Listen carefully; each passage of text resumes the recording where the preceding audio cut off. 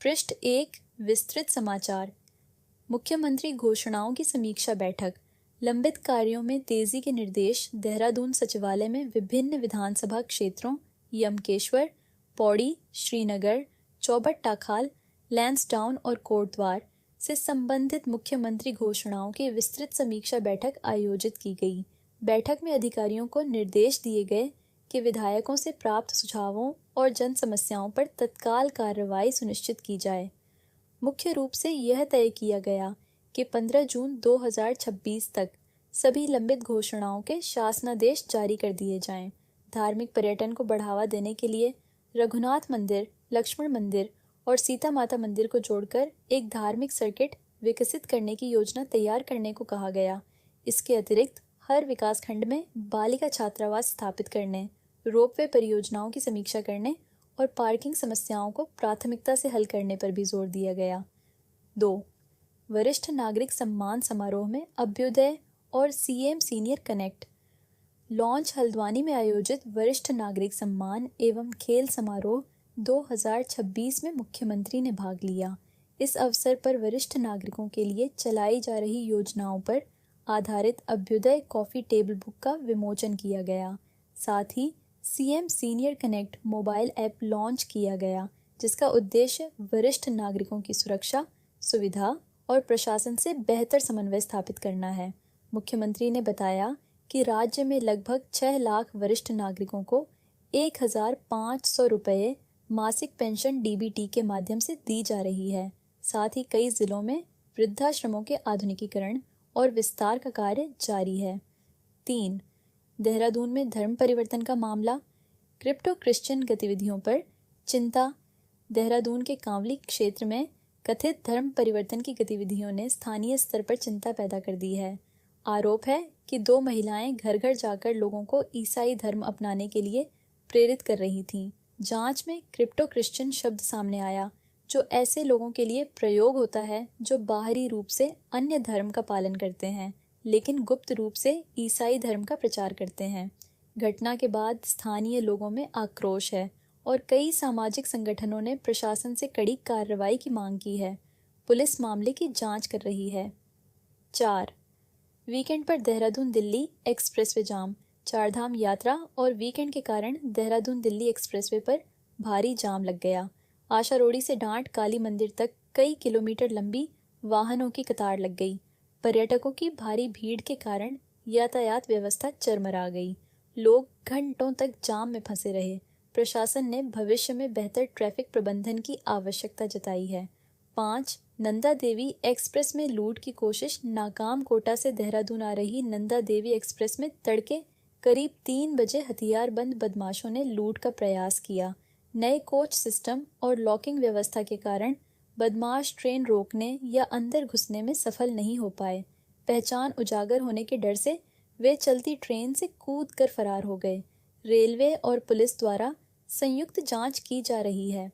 पृष्ठ 2 संपादकीय विचार और रचनाएं 1। संपादकीय लोकतंत्र की जीत पालता।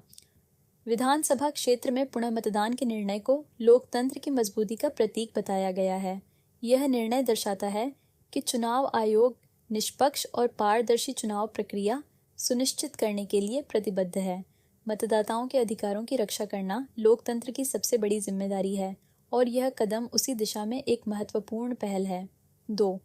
आध्यात्मिक विचार स्वयं में स्थित। इस लेख में आत्मचिंतन, धैर्य और मन की शांति पर जोर दिया गया है।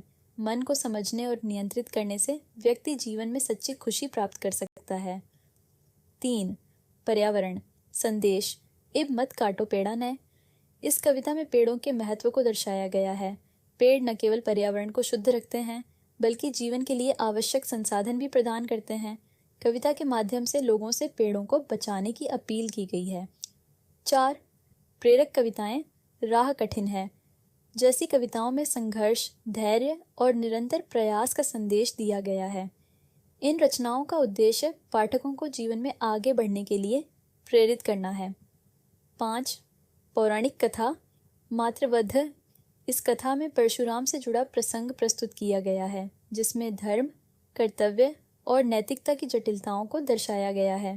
पृष्ठ 3 विस्तृत समाचारों रागनी कार्यशाला में गूंजा सामूहिक गायन। रेवाड़ी के डाइट हुसैनपुर में आयोजित कार्यशाला में सैकड़ों प्रतिभागियों ने हरियाणवी रागनियां सामूहिक रूप से गाईं।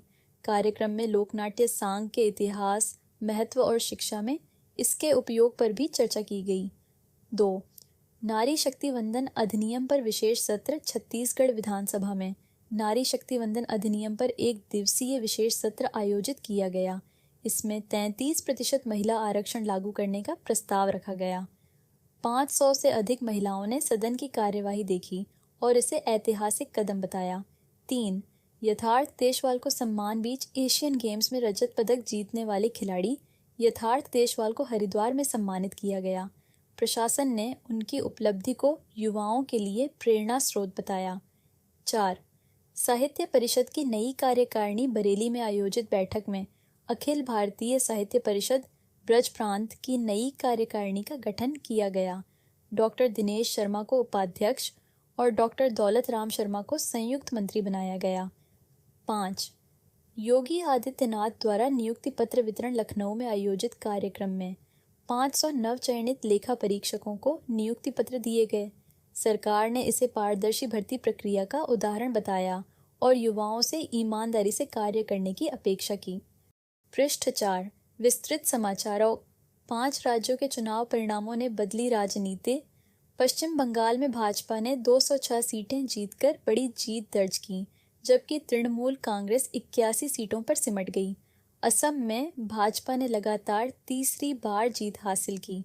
पुडुचेरी में एनडीए की वापसी हुई, जबकि केरल में कांग्रेस गठबंधन ने सत्ता हासिल की।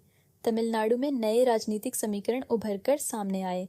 इन परिणामों ने देश की राजनीति की दिशा तय करने के संकेत दिए हैं। 2.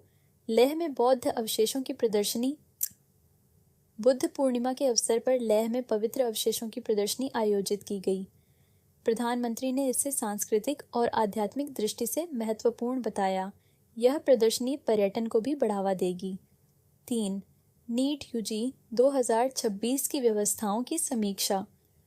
केंद्रीय शिक्षा मंत्री ने एनटीए मुख्यालय का दौरा कर परीक्षा की तैयारियों का जायजा लिया। लगभग 23 लाख छात्र परीक्षा में शामिल हो रहे हैं, जिससे यह देश की सबसे बड़ी परीक्षाओं में से एक बन गई है। 4. आधार कार्ड से जुड़ी अफवाहों का खंडन। सरकार ने स्पष्ट किया कि आधार कार्ड के स्वरूप में किसी बदलाव की योजना नहीं है।